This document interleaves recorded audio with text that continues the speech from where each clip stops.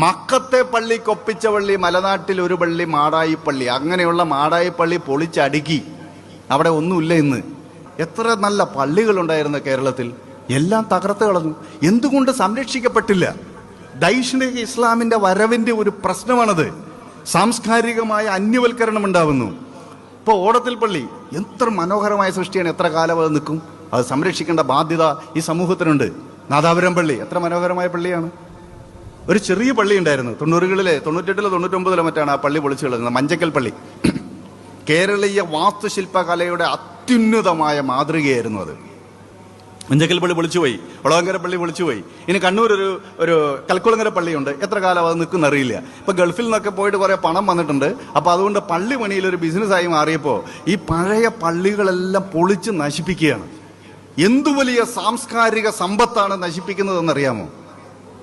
ഈ ചേരമാൻ പെരുമാൾ മസ്ജിദ് കഴിഞ്ഞാൽ രണ്ടാമത്തെ പള്ളി കേരളത്തിൽ പണിയുന്നത് മാടായിലാണ്. നിങ്ങൾക്ക് ആർക്കെങ്കിലും അത് കാണാനുള്ള ഭാഗ്യമുണ്ടായിട്ടുണ്ടോ? ഉണ്ടായിട്ടില്ലല്ലോ.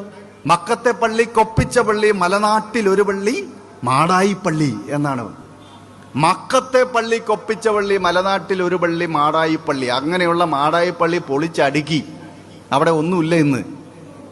ഈ ഇറ്റലിയിൽ നിന്ന് ഇറക്കുമതി ചെയ്ത കുറച്ച് മറ്റേ മാർബിളൊക്കെ ഇട്ടിട്ടുണ്ടെന്ന് അവിടുത്തെ ഉസ്താദിനോട് പറഞ്ഞു. ഞാൻ പള്ളിയിൽ പോയപ്പോൾ, ഇറ്റലിയിൽ നിന്ന് ഇറക്കുമതി ചെയ്ത ഈ മാർബിളിന് എന്ത് വിലയുള്ളത്? എത്രയോ നൂറ്റാണ്ടുകൾ പഴക്കമുണ്ടായിരുന്ന കേരളീയ വാസ്തുശില്പ കലയുടെ ഉത്തമ നിദർശനമായിരുന്ന അതിമനോഹരമായ പള്ളി, മക്കയിലെ പള്ളിക്ക് ഒപ്പിച്ച പള്ളി എന്ന് പറഞ്ഞ പള്ളി പൊളിച്ചു കളഞ്ഞിട്ട് ഒരു കോൺക്രീറ്റ് സൗധം ഉണ്ടാക്കി വെച്ചു. ചരിത്രം വളരെ പ്രധാനപ്പെട്ടതാണ്. ചരിത്രവുമായി ബന്ധപ്പെട്ട നമ്മളുടെ പൂർവികർ ഈ നാട്ടിൽ ജീവിച്ചതിന്റെ ഉദാഹരണമാണ്. 300 വർഷം പഴക്കമുള്ള ഒരു പള്ളി എന്ന് പറഞ്ഞു കഴിഞ്ഞാൽ 300 വർഷം മുസ്ലിമുകൾ ഇവിടെ ഉണ്ടായിരുന്നു എന്നുള്ളതിന് തെളിവാണ്. അത് നശിപ്പിച്ച് നിങ്ങളൊരു കോൺക്രീറ്റ് സൗധം ഉണ്ടാക്കിയിട്ട് അത് പണിത വർഷം 1990 വരെയുള്ള ചരിത്രം പോയി. അതുകൊണ്ട് ചരിത്ര നിഷേധം എന്ന് പറഞ്ഞാൽ ഒരു ജനതയെ ഈ നാട്ടിൽ നിന്ന് ചവിട്ടി പുറത്താക്കാൻ ഏറ്റവും ലളിതമായി ചെയ്യാൻ പറ്റുന്ന കാര്യം ഈ നാട്ടിൽ അവർക്ക് ചരിത്രത്തിൽ വേരുകളില്ല എന്ന് പറഞ്ഞു വെക്കുകയാണ്. അതാണ് ഫാസിസത്തിന്റെ അജണ്ട.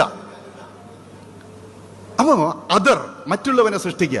ഈ നാടിന്റെ, നമ്മളുടെ സാംസ്കാരിക ജീവിതത്തിൽ, മതപരമായ ജീവിതത്തിൽ, രാഷ്ട്രീയ ജീവിതത്തിൽ ഒരു പങ്കുമില്ലാത്ത ഇത്തിൽ കണ്ണികളാണ് ഈ വിഭാഗക്കാർ എന്ന് പറഞ്ഞു വെച്ചാൽ അവരെ പിന്നെ ചവിട്ടി പുറത്താക്കാൻ ഒന്നും വേണ്ട.